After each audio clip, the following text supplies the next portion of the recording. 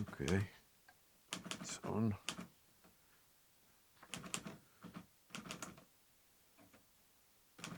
UkkiKai here.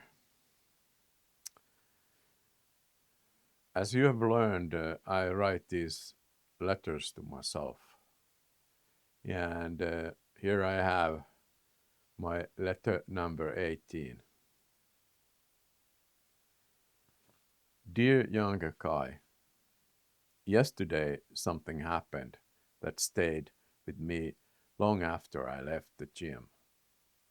It wasn't a big event, nothing dramatic, just a soft conversation in a locker room. The kind of moment most people would probably forget before they reach the parking lot. I had finished my workout and walked into the changing room. There was only one other man there, an older gentleman, older than me.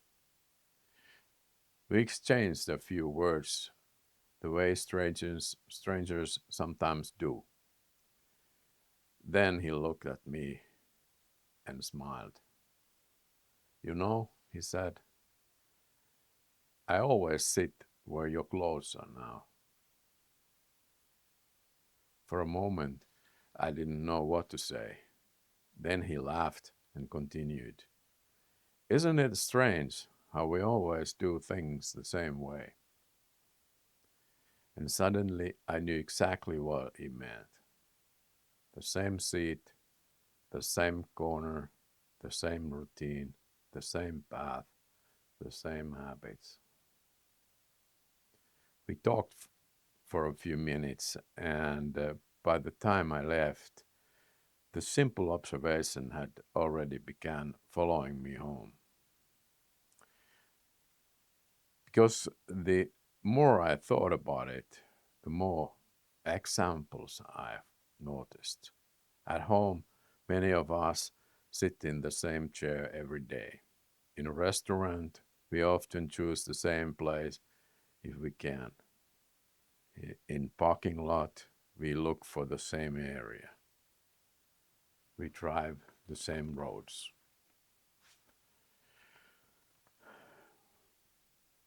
We walk the same routes. We order the same meal, think the same thoughts, and perhaps without realizing it, we slowly build invisible tracks through our lives. Like a wagon wheels crossing the same field year after year. At first, the tracks are useful. Eventually, they become automatic. And that made me wonder, how much of a life do we live thinking? And how much of we do simply repeat? The gentleman told me something else. He said that our brains benefit from new signals, new experiences, small changes, and different patterns. I don't know whether he was speaking as a doctor, or a scientist, or simple as a wise old man. But it made sense to me. Because some of the most important moments in my life happened when I stepped outside familiar patterns. Not always, but surprisingly often.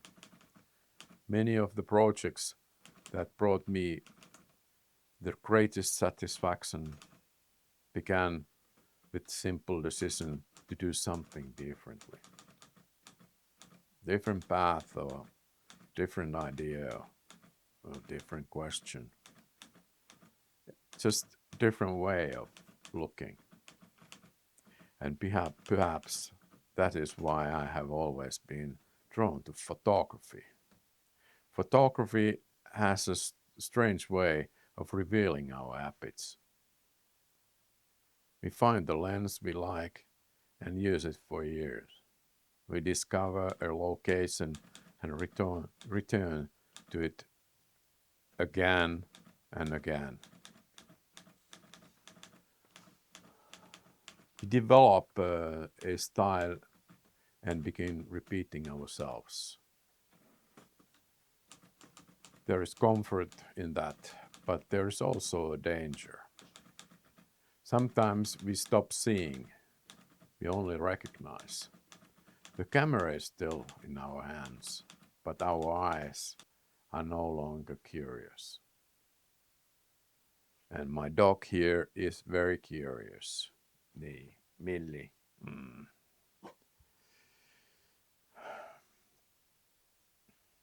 And I wonder if life works the same way.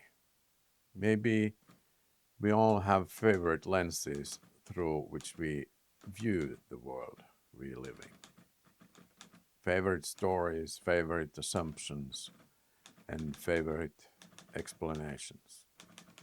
And maybe every now and then we need to change the lens.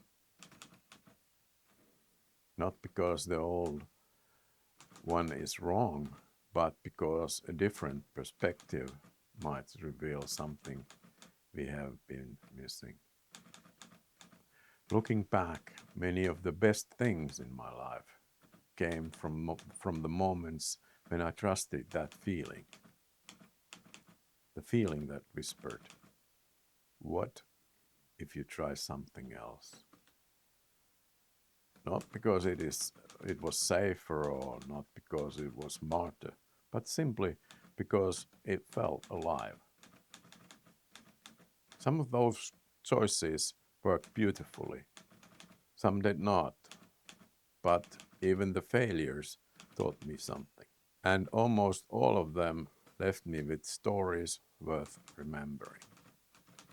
That seemed important, because life is not only shaped by the things we achieve, it is also shaped by the roads we choose to explore.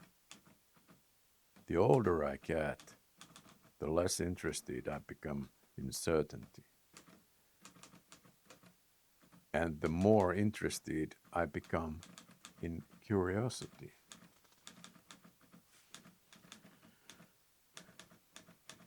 Maybe staying alive is not about avoiding mistakes.